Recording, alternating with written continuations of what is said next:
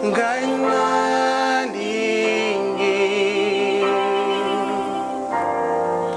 Ojale samina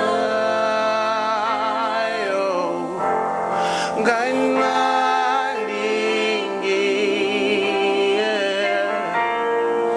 Ojale samina yo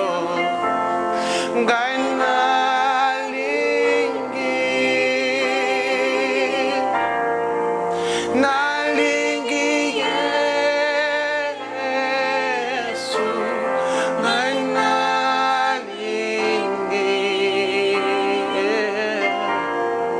Ojali samina yo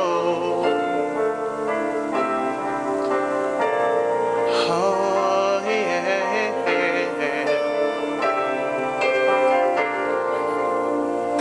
Nankembo Yabojali samina yo Molimo nanga Jepemelo Namozindo Bolingo na yo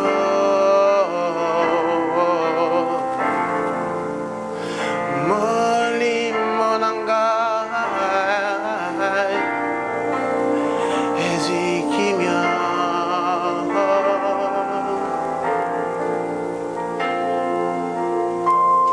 Gainalingi Ojali samina Gainalingi Ojali samina yo Gainalingi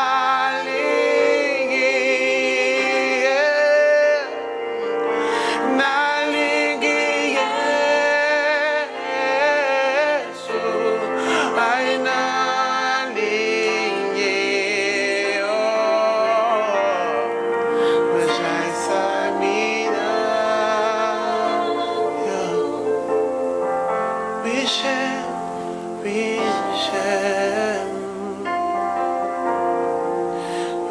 J'aime ta présence. Oui, j'aime, oui, j'aime. Oui, j'aime ta présence. Oui, j'aime, oui, j'aime. Oui, je t'aime, Jésus. Oui, j'aime, oui, j'aime. Oh, et j'aime ta présence.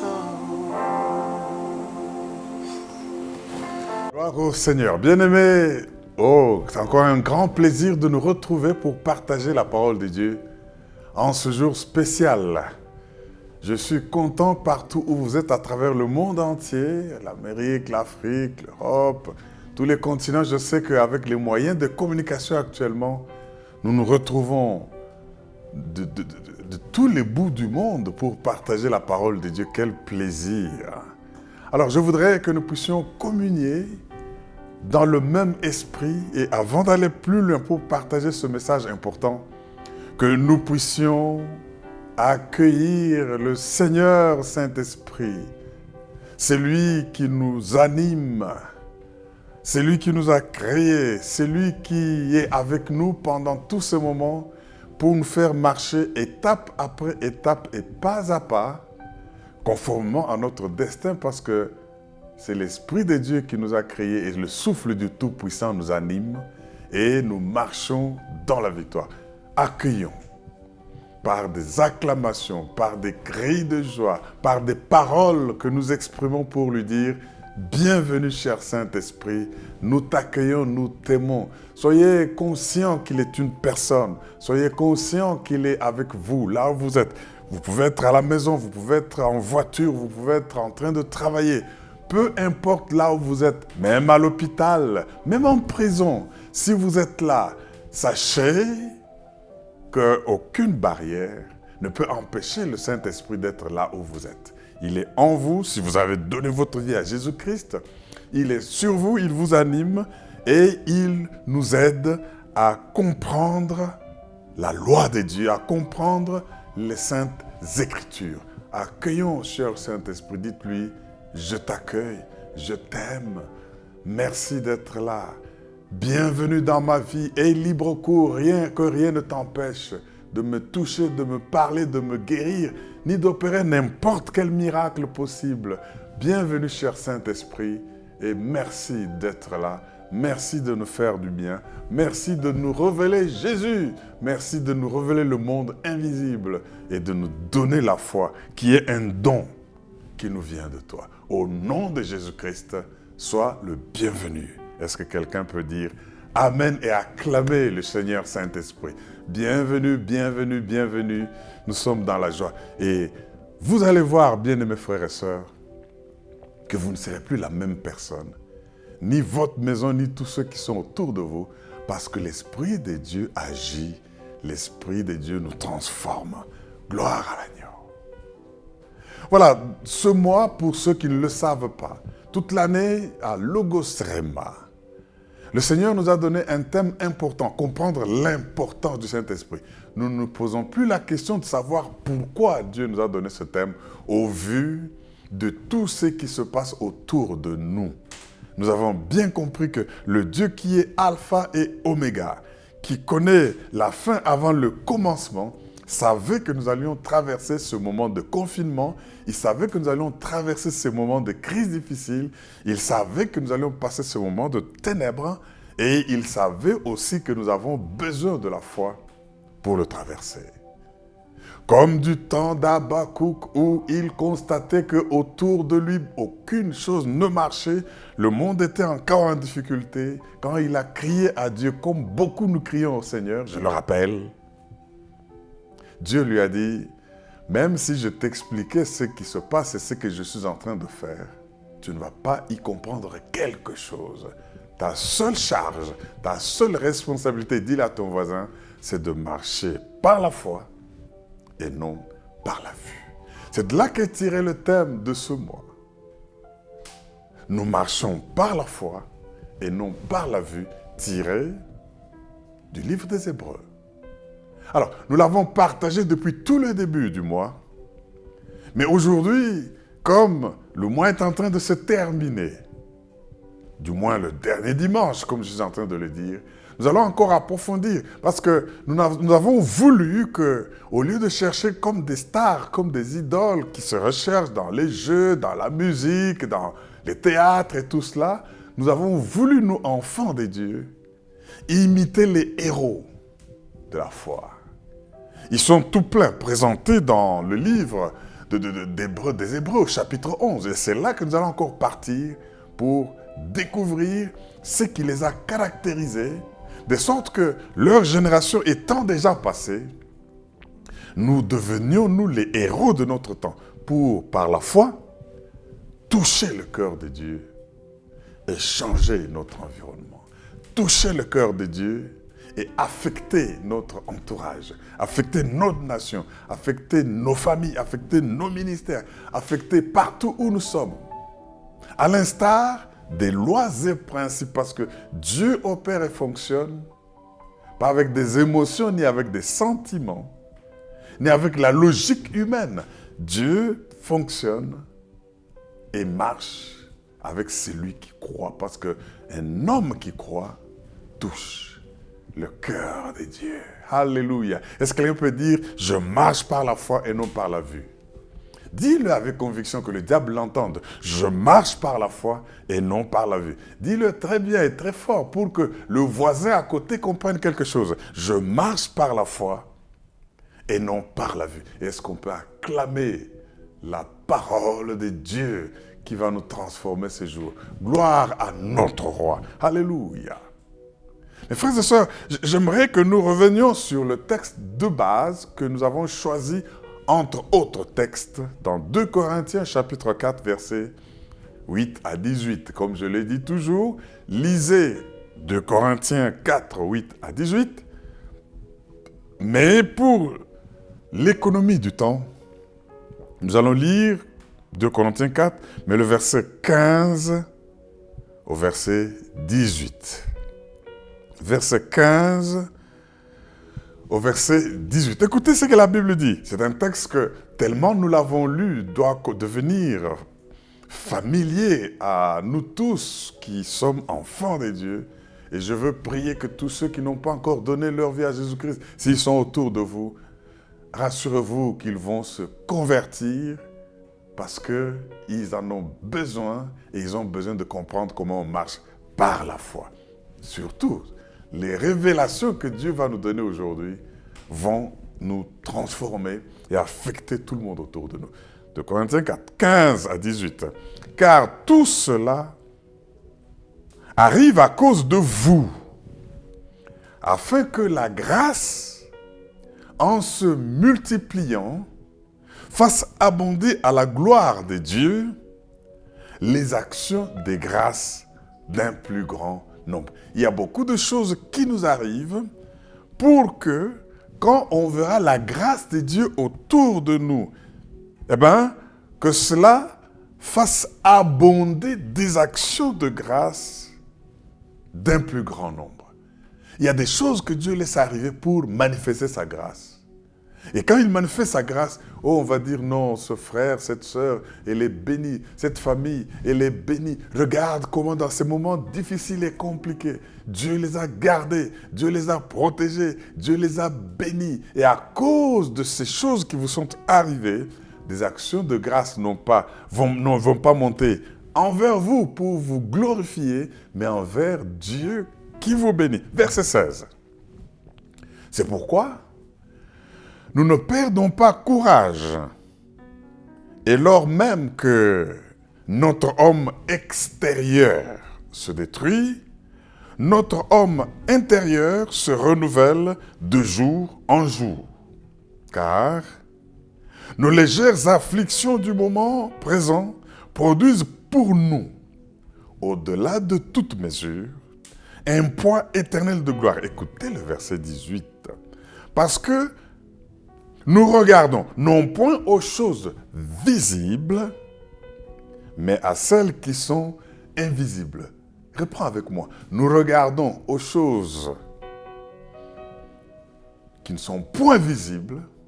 Nous regardons aux choses visibles. Pourquoi? Car les choses visibles sont passagères et les invisibles sont éternelles. Un homme de foi, c'est celui qui ne marche pas selon la vue, mais qui marche selon la foi. Et la foi se repose sur les choses invisibles, parce que les choses visibles procèdent ou sont créées par les choses, à partir des choses invisibles. Ainsi, les visibles sont passagères et les invisibles sont éternels. Est-ce que tu peux dire Alléluia? Je voudrais, mes frères et sœurs, que nous comprenions ce que nous dit Hébreu quand on nous définit la foi comme étant une ferme assurance, des choses qu'on espère, une démonstration de celles qu'on ne voit pas. Mais ça veut dire, en d'autres termes, qu'un homme de foi, il fait deux grandes choses. Il pose deux grandes actions. Écoutez ces grandes actions. À partir de ce qu'Hébreu 11.1 nous dit. Il voit l'avenir et traite l'avenir comme le présent. Et il voit l'invisible et traite l'invisible comme étant visible. C'est cela marcher par la foi. Un homme qui marche par la foi, il traite son avenir comme étant le présent. Et il traite ce qu'il ne voit pas, l'invisible, comme étant visible. Oh mon Dieu, ça c'est formidable. Nous devons marcher de cette manière, sachant que tout ce que nous voyons autour de nous a été créé à partir de ce qui est invisible. Et ainsi, il n'y a que l'invisible qui ne passe pas, mais le visible va passer. Est-ce que quelqu'un peut dire Amen? Et comme deuxième texte que nous avons demandé que nous puissions retenir par cœur, j'insiste sur ce devoir. Et d'ailleurs, Dieu m'a demandé de faire exprès de porter la croix ces derniers temps à cause de Galates 2:20. Quand je la porte, cette croix, elle me rappelle Galates 2:20. Qu'est-ce que Galates 2:20 nous dit? J'ai été crucifié avec Christ. Et si je vis, ce n'est plus moi qui vis, c'est Christ qui vit en moi. Si je vis maintenant dans la chair, je vis dans la foi. Toujours la foi. Je vis dans la foi au Fils de Dieu qui m'a aimé et qui s'est livré lui-même pour moi. Quelqu'un peut-il dire Alléluia? Reprends ça. Reprends ce texte. Parce que ça fait un temps, j'en parle, j'insiste. Nous devons le retenir et marcher, glorifier notre roi. Oh, Alléluia. Mes frères dans le Seigneur, mes frères et sœurs, retenez ce texte, retenez ce passage. Il faut que vous puissiez maintenant glorifier le roi des rois et n'oubliez pas que nous devons vivre par la foi et non par la vue. La fois dernière, nous avons parlé de la logique de la foi. Vous savez, nous avons dit que quand vous marchez par la foi, ne laissez pas vos sentiments flouer votre foi. Ne laissez pas vos émotions diluer ou abîmer votre foi. Ne laissez pas la logique entamer votre foi. Ne laissez pas vos yeux, ce que vous voyez, entendez, affecter votre foi. Pourquoi? Parce que nous avons affirmé qu'il y a des choses que nous ne pouvons comprendre que par la foi. Et ça, c'est ce que nous avons lu dans Hébreux chapitre 11. Quand nous lisons le verset 2, « Pour avoir eu la foi, les anciens ont compris que le monde visible procède de l'invisible. » S'ils n'avaient pas la foi, ils ne pouvaient pas comprendre cela. Est-ce que tu peux dire Alléluia? Comme aujourd'hui, je vais encore relever quelques principes très importants. Je ne vais pas m'attarder sur ce que nous avons déjà partagé. Reméditer, réécouter ces messages parce qu'ils sont toujours disponibles en ligne et approfondissez-les, transformez tous ces principes en sujet de prière et vous verrez que votre vie ne sera plus la même parce que vous allez marcher non pas par la vue mais par la foi. Et vous allez toucher, affecter le corps de Dieu parce que sans la foi, il est impossible de lui être agréable. Donc, vu les éléments de la logique de la foi, n'est-ce pas? Je ne vais pas y rentrer comme je l'ai dit, mais j'aimerais que vous puissiez le retenir et le garder dans votre cœur. Il y a des choses que vous ne comprendrez jamais si vous ne cherchez pas à les comprendre par la foi. N'oubliez pas, la foi n'est pas une réponse à la preuve ou aux preuves. Dès que je vous prouve ceci, je vous prouve que Dieu existe, alors vous commencez à croire non. Vous avez vu, et nous avons vu ensemble que Thomas, quand Jésus était ressuscité, on lui a dit, oh, nous avons vu le maître Thomas, tu as raté, tu étais absent. Il dit non, je ne crois pas si ce n'est quand je verrai, quand je toucherai. Jésus lui dit, la foi n'est pas une réponse aux preuves, au toucher ou à la vue. Heureux ceux qui ont cru sans avoir vu. C'est parce que tu m'as touché, Thomas, que tu arrives à dire que je crois. Ça, ce n'est pas croire. Est-ce que tu peux dire Alléluia? Nous avons vu aussi que la foi, c'est la réponse du cœur au caractère de Dieu. Est-ce que tu peux dire Amen pour que je te rappelle encore autre chose? La foi, c'est le cœur qui répond au caractère de Dieu parce qu'il connaît le caractère de Dieu. L'homme qui connaît le caractère de Dieu, l'homme qui connaît, qui a reçu la parole de Dieu et connaissant la fidélité, le caractère de Dieu, il accepte, il croit, il voit son avenir comme c'était le présent Et tout ce qui n'est pas encore arrivé, qui est invisible, il le voit comme c'était visible. Il récupère, il retrouve sa guérison, il retrouve sa santé, il retrouve ses richesses, il retrouve ses avoirs, il retrouve ses positions, même s'il ne les a pas encore. Mais parce que Dieu a parlé, il y croit. C'est pour cela que j'ai affirmé, et ça c'est très important, quand ton œil est bon, il répond à la lumière. Quand ton oreille est bonne, elle répond au son. Et quand ton cœur est bon, il répond à Dieu. Et la réponse du cœur à Dieu s'appelle la foi. Oh my God! Je veux que tu retiennes tout cela comme étant les formes de la manière dont nous devons définir la foi. Quand ton œil est bon et qu'il y a la lumière, cet œil y répond. Quand ton oreille est bonne, s'il y a le son, il entend et répond. Et quand ton cœur est bon, il va répondre à Dieu. Et la réponse du cœur à Dieu s'appelle la foi. Vous avez bien compris. Aujourd'hui, ce que nous allons voir, c'est ce qui arrive dans notre marche par la foi et non par la vue. Ça, c'est ce que nous allons essayer de comprendre. C'est pour cela, mes frères et sœurs, nous sommes en train d'évoluer avec les héros de la foi. Il y a un premier héros dont le nom est cité dans la Bible. Nous sommes toujours dans Hébreux 11. Si le temps m'était donné, j'allais parcourir chaque personne de la Bible dans Hébreux 11 pour voir ses particularités en tant qu'homme de foi. Et Hébreux 12 nous dit, puisque nous sommes donc entourés, environnés d'une si grande nuée de martyrs, d'une si grande nuée de témoins. Le mot grec utilisé pour témoin, c'est le même mot utilisé pour martyr. Alléluia. Puisque nous sommes environnés d'une si grande nuée de témoins, Hébreux 12. Débarrassons-nous de tout fardeau de péché qui nous enveloppe si facilement. Courons le regard, dans cette carrière qui nous est ouverte, les regards fixés sur Jésus, le chef et le consommateur de la foi. Alors maintenant, pour mieux comprendre Hébreux 12, que je viens de vous citer, versets 1-2, nous devons analyser, étudier, comprendre chacun de ces héros de Hébreux 11. Nous allons commencer avec le tout premier. Passons au verset 4. Hébreux 11, verset 4. Hébreux 11, verset 4. Le sujet de notre message aujourd'hui, c'est se dédier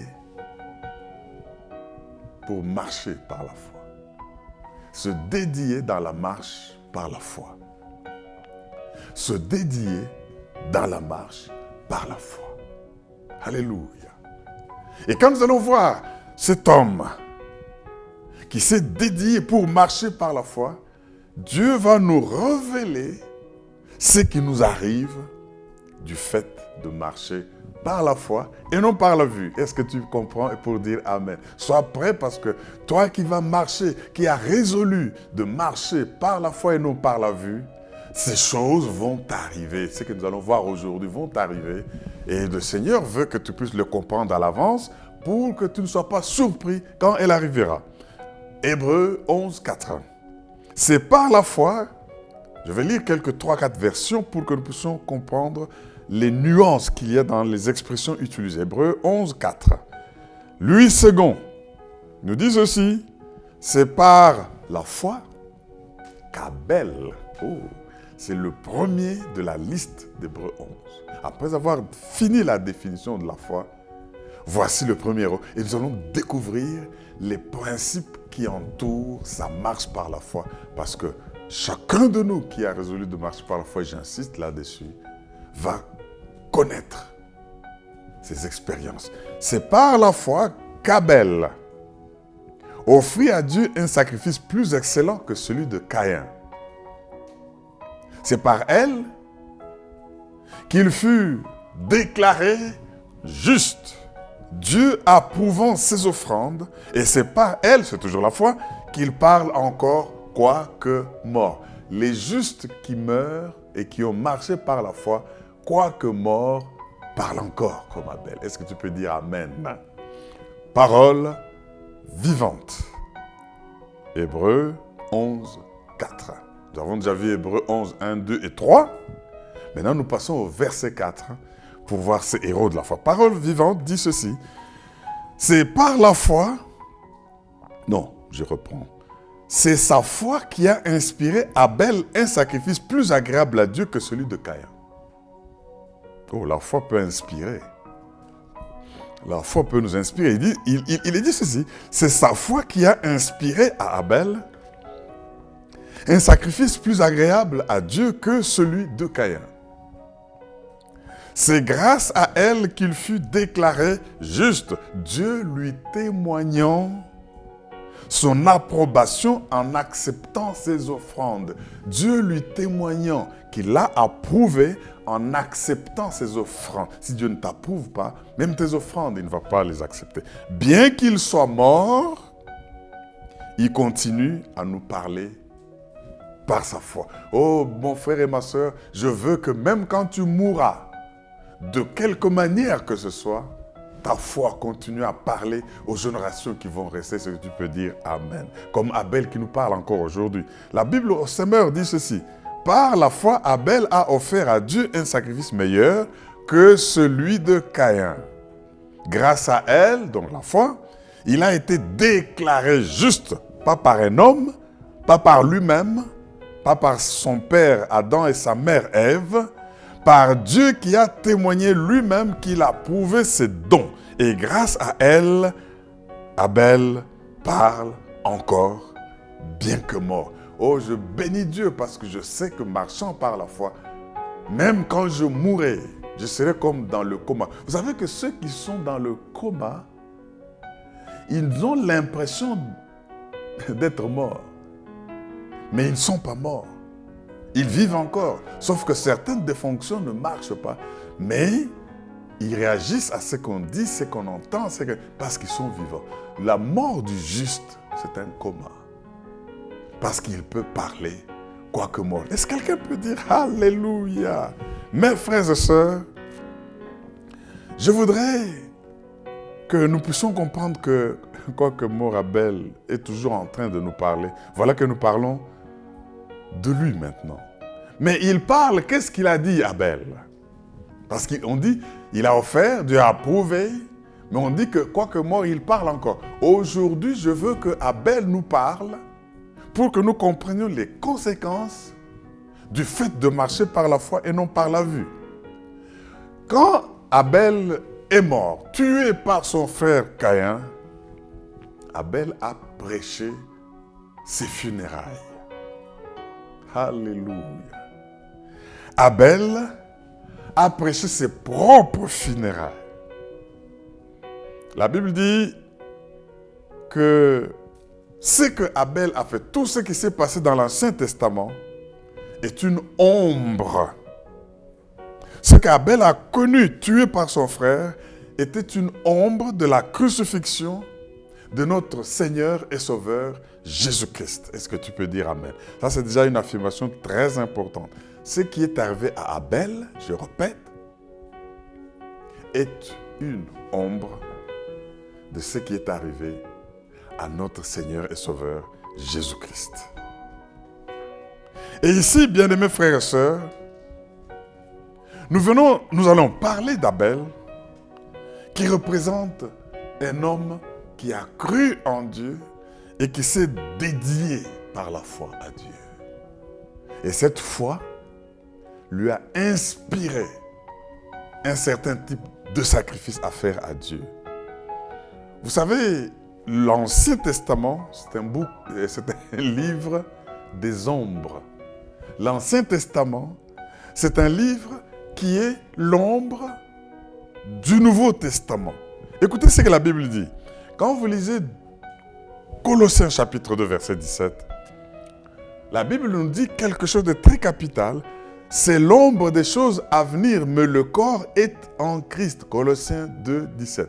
Donc, tout ce que vous lisez et voyez dans l'Ancien Testament, c'est l'ombre des choses à venir. Même la mort d'Abel, tué par son frère Caïn, du fait qu'il a offert un sacrifice meilleur, est l'ombre de ce qui arrive dans le Nouveau Testament, mais le corps, la réalisation de cela est en Christ qui est le corps. Est-ce que tu peux dire Alléluia?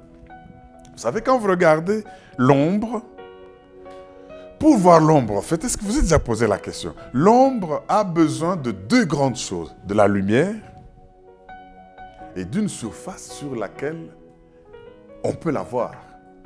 Ça, c'est l'ombre. Ça, c'est important. L'ombre, s'il n'y a pas de lumière, on ne voit pas l'ombre. Et même s'il y a des lumières et que l'objet est là, s'il n'y a pas une surface sur laquelle l'ombre va se projeter, on ne va pas voir cette ombre. Donc on a besoin de la lumière et on a besoin d'une surface de projection de l'ombre. Ainsi, de l'Ancien Testament, quand la lumière vient, le Nouveau Testament en est la réalisation. Vous savez qu'il y a des avions qui peuvent passer. Du fait que dans le vide, il n'y a pas de surface, on ne voit pas leur ombre, même si le soleil frappe. Est-ce que tu peux dire Amen? Alors nous vous dirons aujourd'hui que le Nouveau Testament, avec la lumière que le Seigneur nous donne, nous puissions arriver à voir se projeter l'image de l'objet qui est Jésus-Christ. Est-ce que tu peux dire Amen?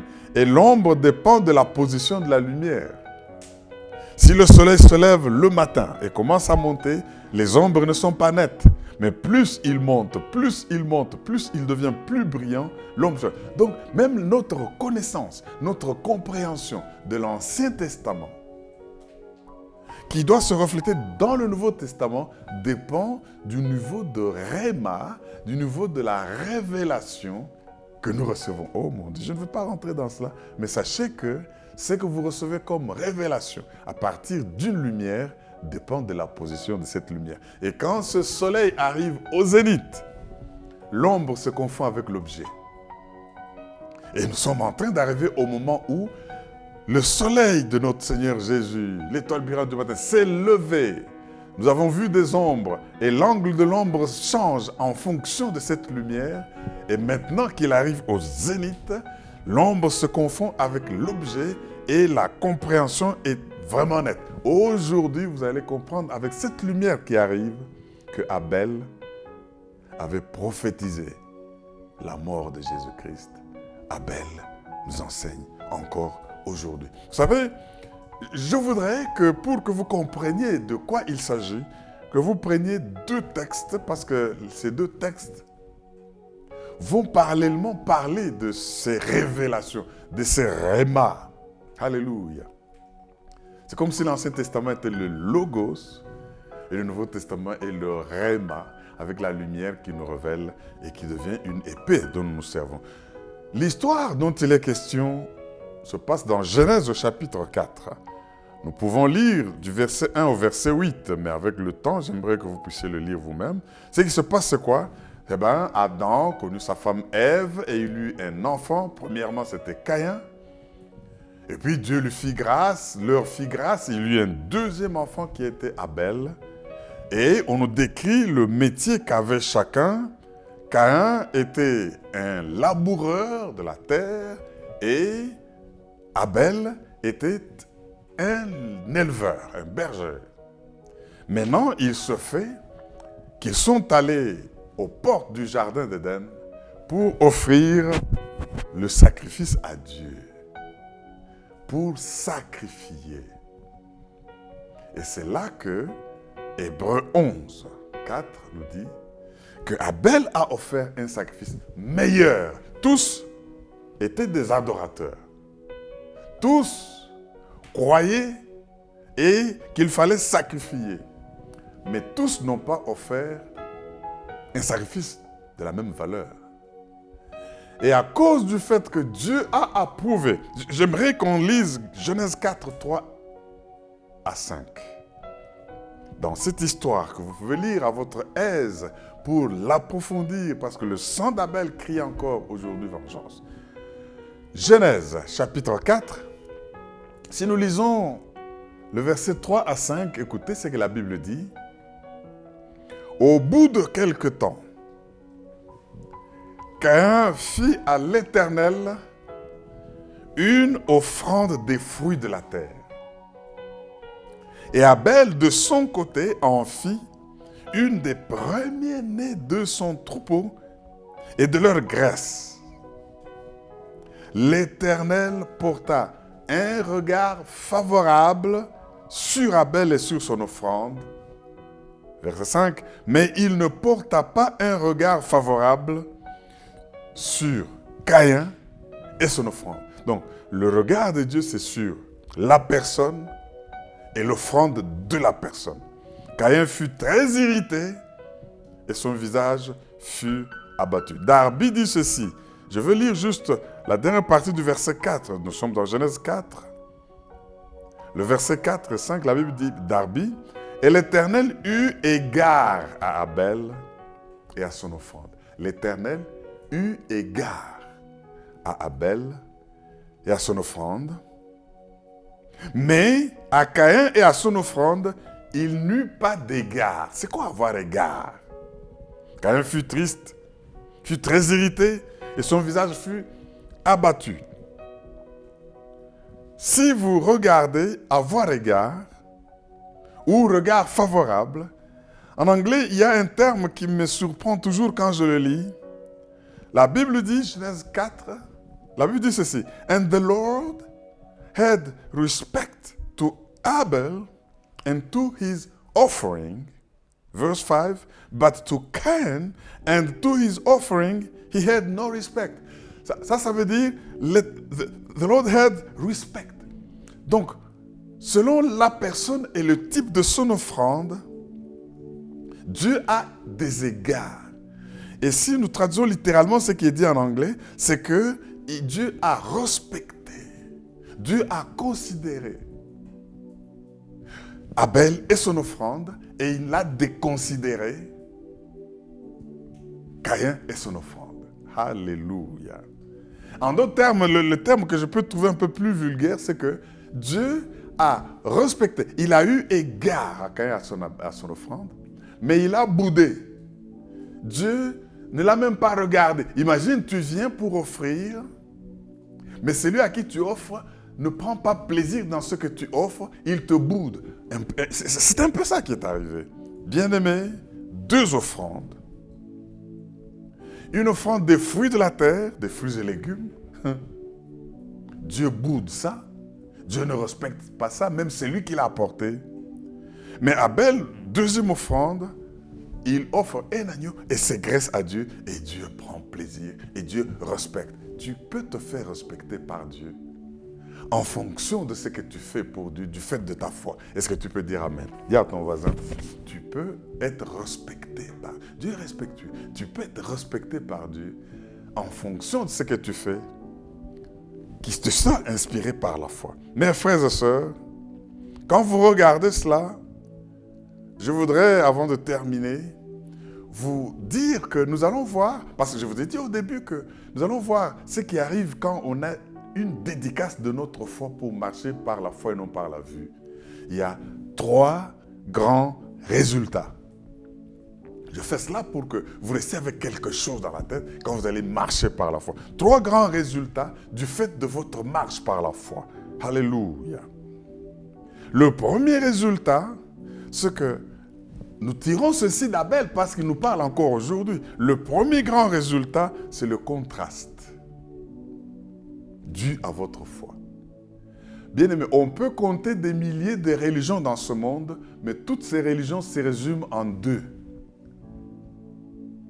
La religion sur les traces d'Abel et la religion sur les traces de Caïn. La religion qui travaille par ses propres efforts pour se sauver et la religion qui travaille par la foi et la grâce due au sang. Dieu avait maudit la terre. Quand il y a eu le péché, et le Seigneur a dit, la terre est maudite, et tu travailleras à la sueur de ton front pour vivre. Donc c'est lui qui rapporte le résultat de la terre qui est maudite, pour offrir à Dieu, ici comme Caïn l'a fait, les fruits et légumes, Dieu ne va pas les accepter. Parce que la Bible dit, sans effusion de sang, il n'y a pas de pardon de péché. Abel a cru en cela et il a égorgé une bête. Vous me dites, mais où est-ce qu'ils ont appris ça? Ils ont appris ça de leur père.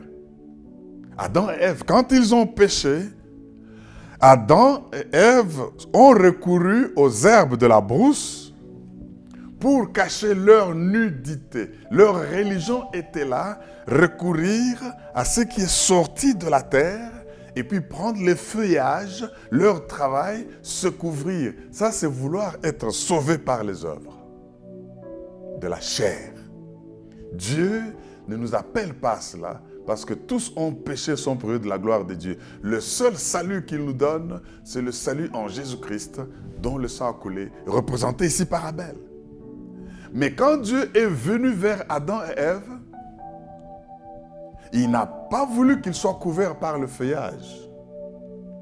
Il a égorgé une bête. Il leur a donné une veste, costume en peau d'animaux. Et pour avoir les peaux d'animaux, Dieu avait égorgé, il a fait couler le sang des innocents de manière à couvrir ceux qui avaient péché. Est-ce que tu peux dire Alléluia? Donc, il n'y a que deux religions dans le monde entier, la religion de la vérité et la religion de l'erreur. Dis amen, j'ajoute quelque chose. La religion de la grâce et la religion des œuvres de la chair pour être sauvé. J'ajoute encore la religion de Caïn et la religion d'Abel. Est-ce que tu peux dire amen? C'est pour cela que la Bible parle de ce qu'on appelle la voie de Caïn.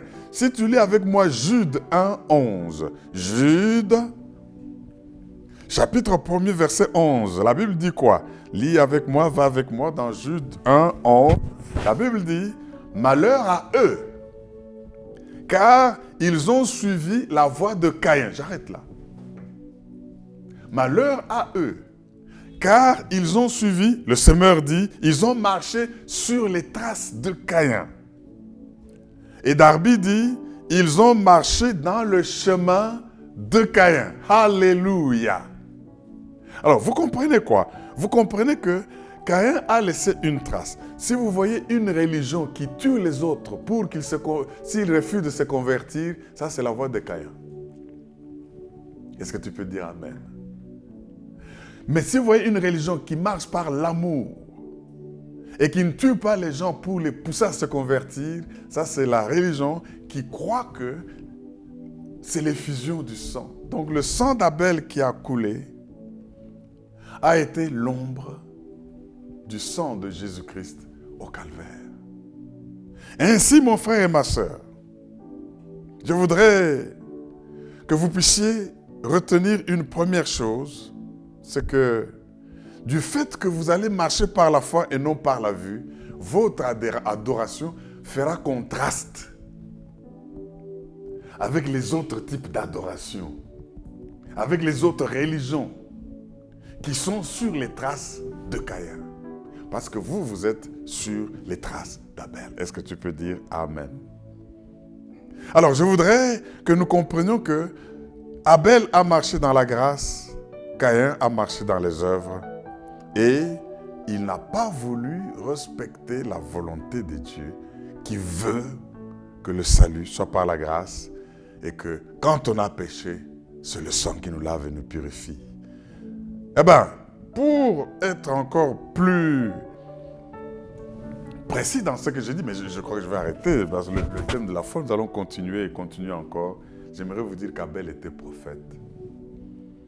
Parce que la Bible dit, depuis Luc 11, 51, depuis le sang d'Abel jusqu'à Zacharie, qu'on a tué entre l'autel et le temple, tout ceci était prophète et ils vont rendre compte du sang qui a coulé. Deuxième, parce que je cours maintenant, deuxième chose que nous devons retenir, c'est que quand vous marchez par la foi et non par la vue, le deuxième résultat, c'est les conséquences de cette marche.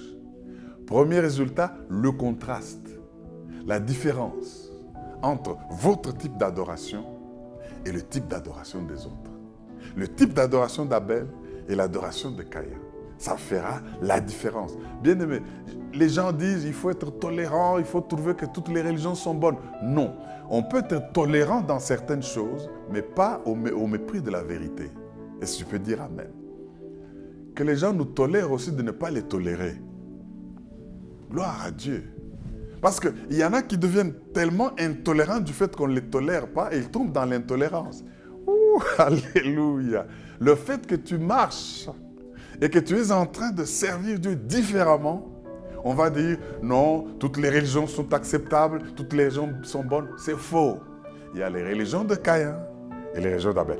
Deuxième résultat que Abel nous enseigne, c'est les conséquences. Quelles sont les conséquences? Eh bien, Dieu a porté un regard favorable.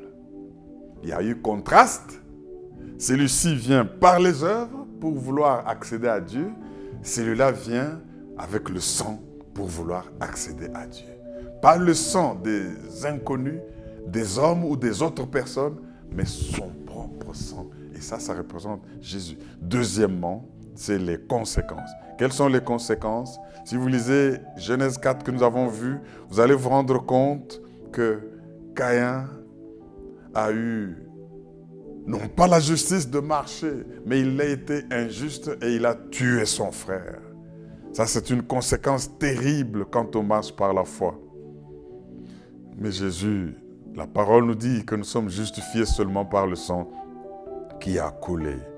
Mon frère et ma sœur, je voudrais que vous sachiez que le fait que vous marchez par la foi, sachez que votre salut est par la grâce et non pas par vos œuvres.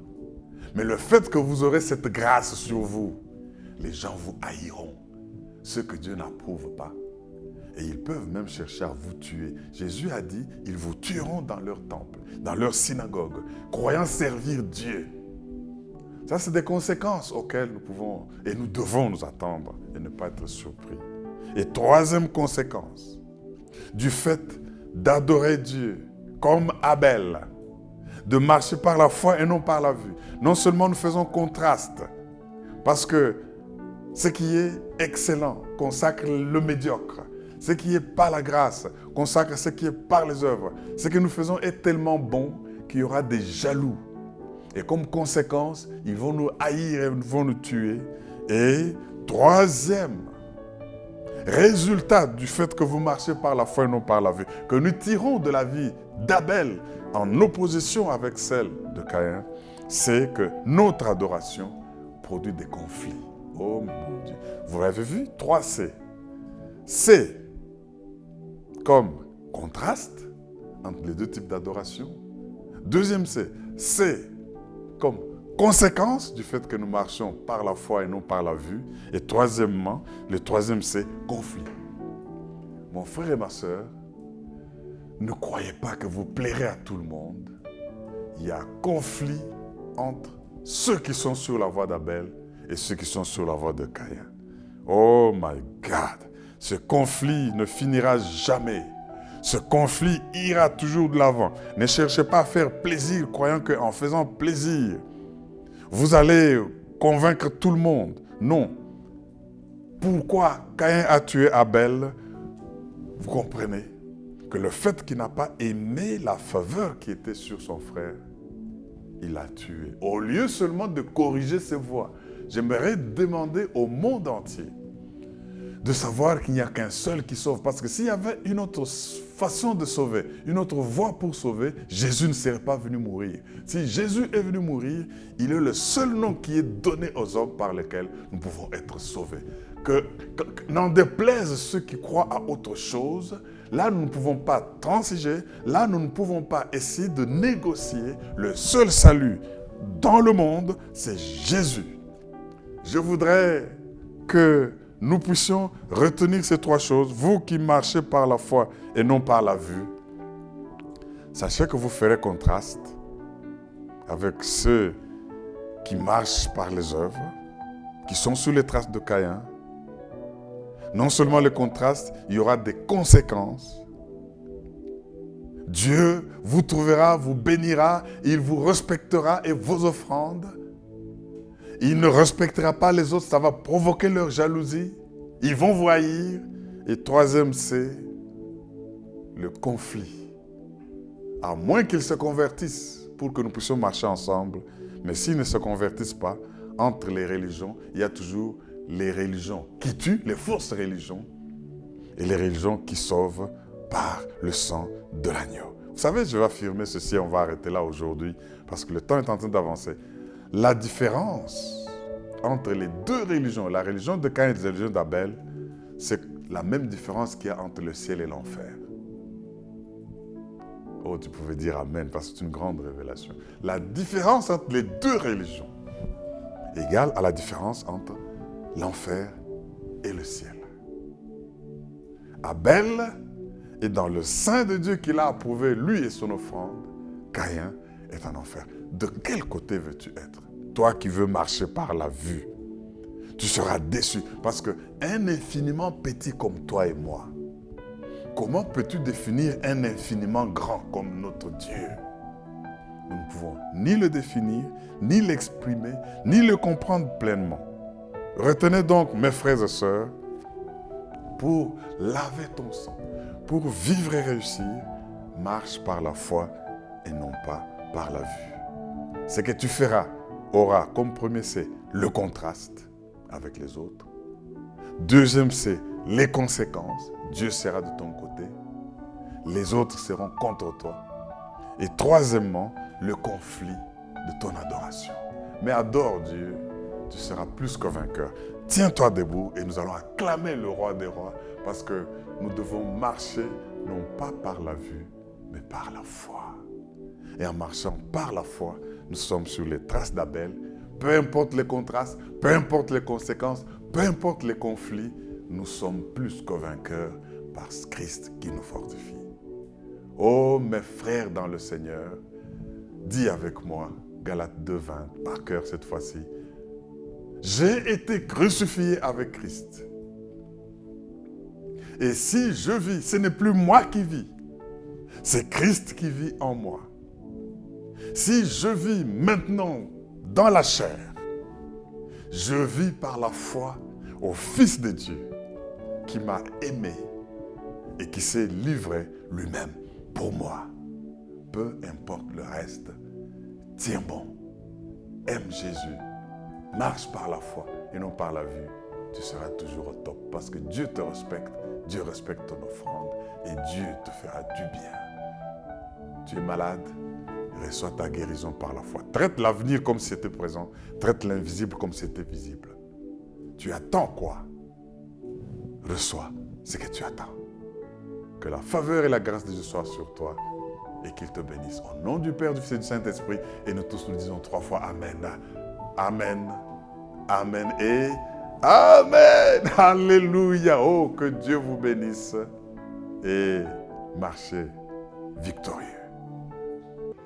Pour suivre l'équipe de ministère chrétien Logos Rema, abonnez-vous à notre chaîne YouTube Logos Rema OSL TV et à notre page Facebook Logos Rema OSL. Vous pouvez également suivre les prédications de l'archevêque Diamant Kalonji tous les samedis à 7h et dimanche 13h sur la chaîne CMB TJ. Pour les offrandes et autres libéralités, voici le numéro opérationnel. M-Pesa 081 087 27 87, Airtel Money 09 98 33 31 27, Orange Money 089 21 27 00. Vous pouvez également effectuer les transferts bancaires à notre compte Equity Bank qui s'affiche au bas de votre écran. Nous sommes également ouverts pour recevoir vos requêtes de prière. Pour cela, contactez-nous au 081 78 22 312 et 085 99 36 429. Que Dieu vous bénisse.